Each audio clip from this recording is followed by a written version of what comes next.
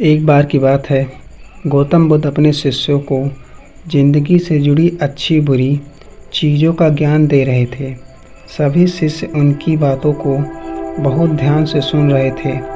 उन सभी में से एक शिष्य ऐसा था जिसे प्रश्न पूछने की बहुत आदत थी। वे उठकर गौतम बुद्ध के पास गया और उसने बोला, आप हमें ज़िंदगी के बारे में जो कुछ सिखा रहे हैं, उस सभी का क्या फ़ायदा? क्योंकि हम में से बहुत से बच्चों को ये भी नहीं पता कि हमारे जीवन का क्या मूल्य है और ये जीवन हमारे लिए कितना कीमती है। पहले आप हमें ये बताइए कि इस जीवन का क्या मूल्य है। अपने शिष्य की बात सुनकर गौतम बुद्ध अपने कक्ष में गए और एक चमकता हुआ पत्थर का टुकड़ा लेकर आए। वो टुकड़ा उन्होंने अपने शिष्य को दिए और बोले, मैं तुम्हें इस जीवन का मूल्य तब बताऊंगा जब तुम इस पत्थर का सही मूल्य पता लगाकर आओगे। साथ ही ये ध्यान रखना कि तुम्हें ये पत्थर का टुकड़ा किसी को बेचना नहीं है। गौतम बुद्ध की बात मानकर वे शिष्य बाजार की तरफ चला गया। बाजार में सबसे पहले उसकी नज़र एक फल बेचने वाले पर पड़ी और उसने वे पत्थर उस फल वाले को दिखाया और बोला, इस पत्थर के बदले आप मुझे कितने फल दे सकते हो? फल वाला बोला, ये पत्थर कुछ खास तो नहीं है, लेकिन फिर भी इसके बदले मैं तुम्हें 10 केले दे सकता हूँ। वे शिष्य उस पत्थर को लेकर चला गया। फिर उसे एक सब्जी वाला मिला।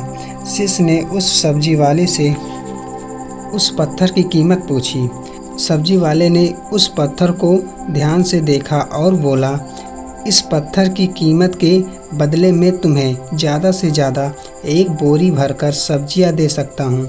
इसके बाद वे शिष्य उस पत्थर को लेकर एक सोने के व्यापारी के पास गया। उस पत्थर के टुकड़े की चमक देखते ही उस सोनार ने उसकी कीमत 100 सोने के सिक्के लगाई।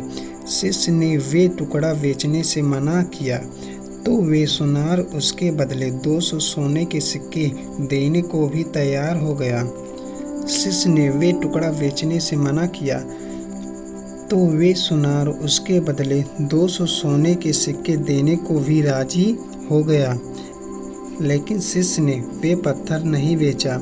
इसके बाद वे शिष्य एक हीरो के व्यापारी के पास गया और उनके सामने पत्थर के टुकड़े को रख दिया।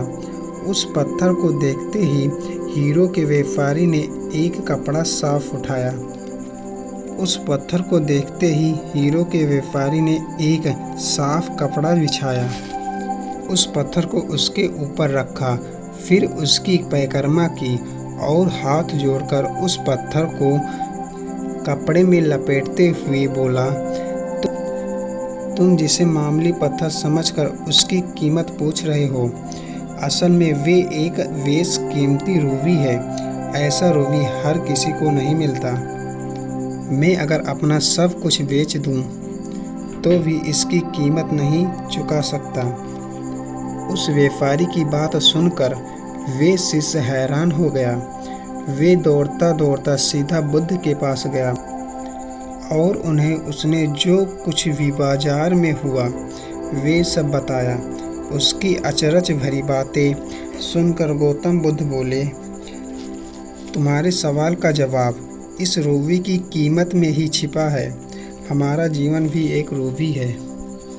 रूबी की तरह ये भी बेशकीमती है, लेकिन हम इस बात को हमेशा नज़रअंदाज कर देते हैं और अपने जीवन का सही मूल्य नहीं समझते।